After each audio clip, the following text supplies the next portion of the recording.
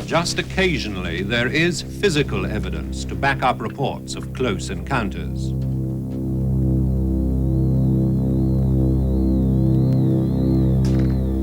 On the morning of November the 9th, 1979, forestry worker Bob Taylor walked down this woodland track outside Livingston New Town near Edinburgh.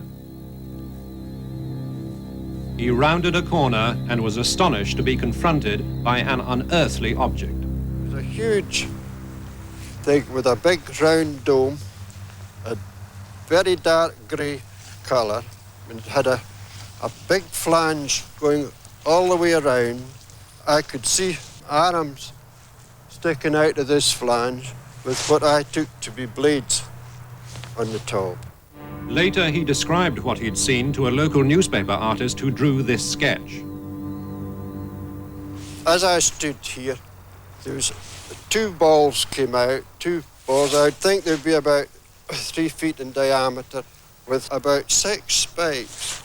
And they were rolling on these spikes. They came right up beside me, and I remember feeling a tug at that time.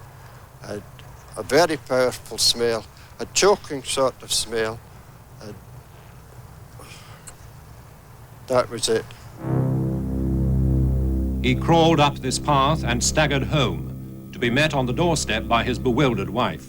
It looked terrible when he came in the door, and he just stood at the door, and I said, "Have you had an accident with your lorry?"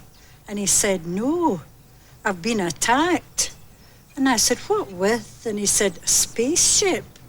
And I said, "Oh, goodness me, there's no such a thing as a spaceship. I'm going to phone the doctor. You must have fell and hurt your head."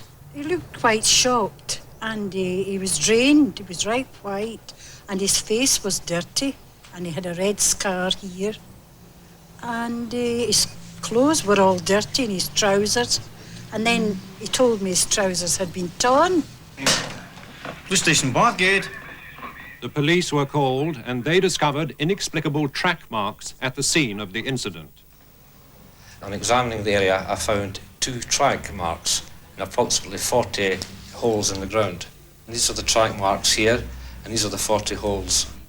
Since then, I've photographed the holes.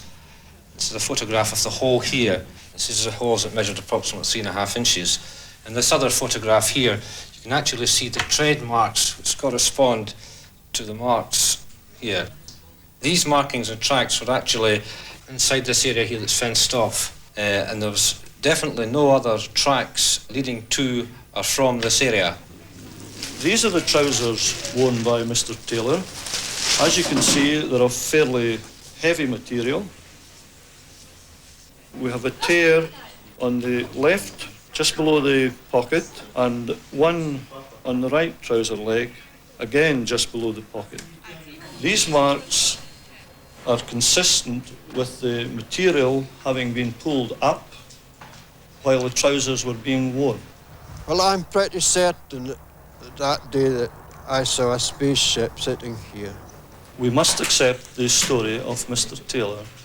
He is a very highly respected member of the community, a man of high integrity, and not one likely to invent such a story.